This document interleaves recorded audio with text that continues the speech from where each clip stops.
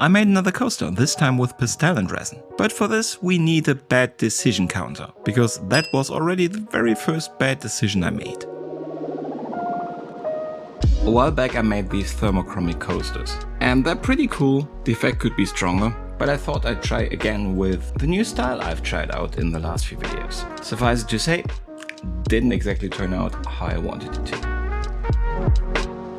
So what did I want to make? I wanted to have great colors on deep black. So you see I am using black 3.0 here. I have this in my cupboard for forever, so I really wanted to try it out anyway at some point. I thought this would be perfect, because how to make colors pop if not by having them on a really dark background? Well, there you have it. Did not work out as I wanted it to. We will see later why.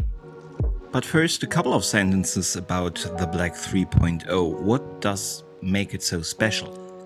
It is very light absorbent, meaning that the black is just really black. How do you get black? By not letting any light escape, not letting any light that is normally reflected from a surface come back into your eyes. That is real black. There cannot be a real black, or at least there is not yet. But they're trying to get closer and closer, and Black 3.0 is one of those black colors that comes pretty close. So I chose to make 2 base coats for this, and that was one of the additional problems.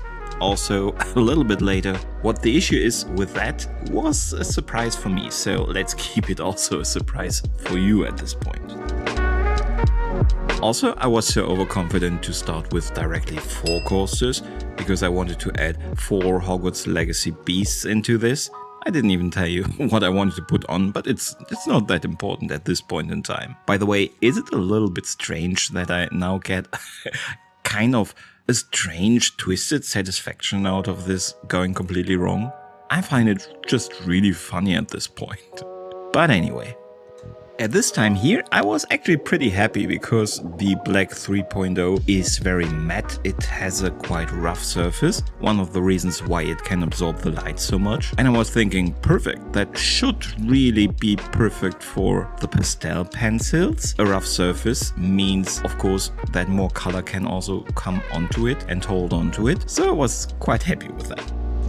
This part, I have to admit, was quite satisfying actually, because the black is really amazing. And I did not do any color grading here. Also, I did not make the black be more black. It's just really great black. So I was very confident at this point. So I took my pastel pencil and tried to make the first steps here, to draw the first lines. And the very first one, for whatever reason, it was okay, was not too bad, but then I noticed the issue. The color is not very hard. It's not like it, I don't know, for example, stone or something. It doesn't get that hard. It's quite the rough but still quite soft surface. So the only thing I really achieved when I tried to draw on it was to scrape it off. Imagine trying to draw with a pencil on dirt. It feels a little bit like that.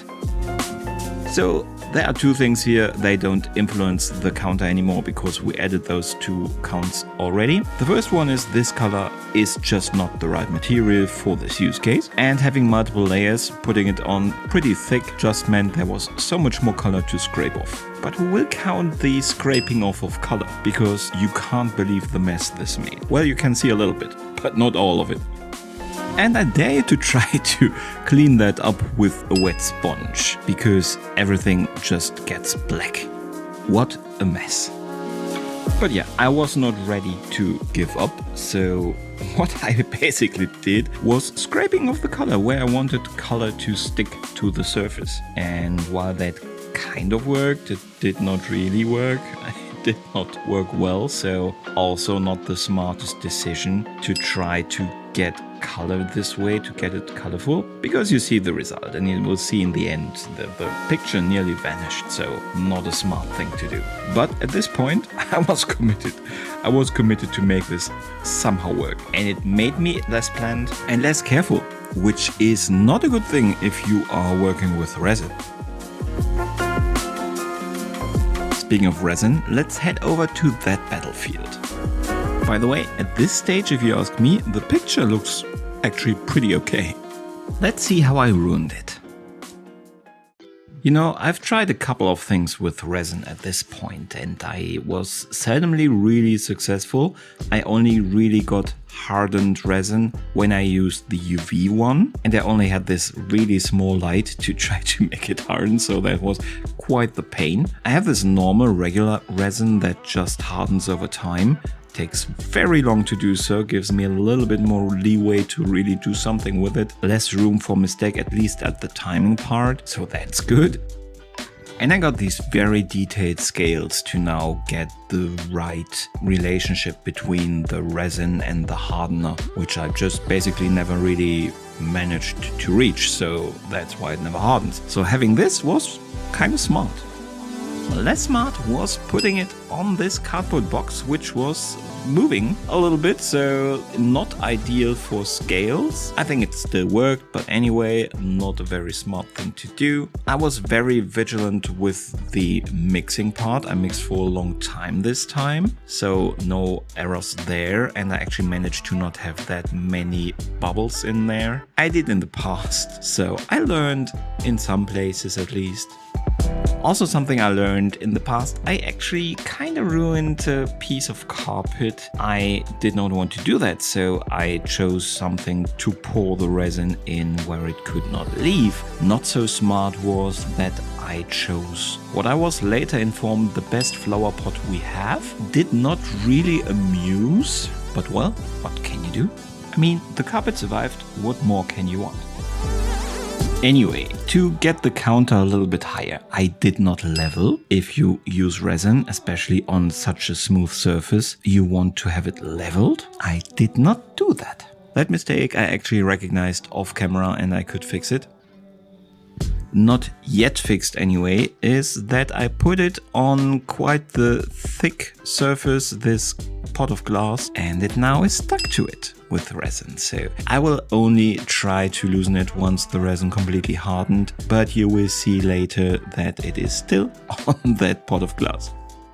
And now a little story time, because this also happened off camera. When I checked on it, I did not close the door, so the cat came in. She tried to go into the bathroom because she just loves flowing water there. She always wants us to turn on the water. I did not need her in a room with epoxy, with resin, so I tried to get her out. She flew. We got into a little bit of trouble, and because of all that, it was quite stressful. I was quite stressed and I was not very careful with the epoxy afterwards. I don't have a heat gun or anything. You heat up the resin so that the bubbles disappear. I tried to use a little lighter. I burnt my finger.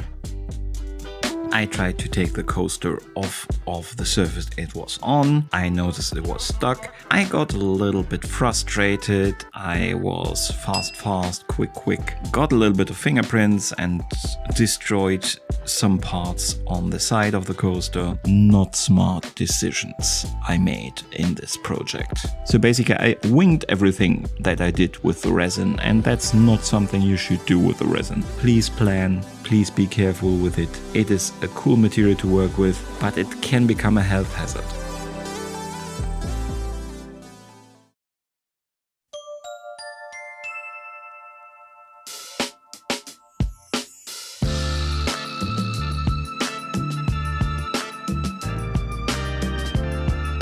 And there you have it, living proof that even if the idea is not bad, it's not bound to work. And also, even if you miserably fail with something, at least you'll have a funny story to tell. So why should you be afraid of failing? But that's all for today. Thank you so much for making it through this whole video. Let me know which is your favorite fail down there in the comments. And let me know if I should try again with a little bit more planning. I actually have ideas how I could make this work. But let's leave that for another time. Thank you so much for watching. Have the greatest of days, and goodbye.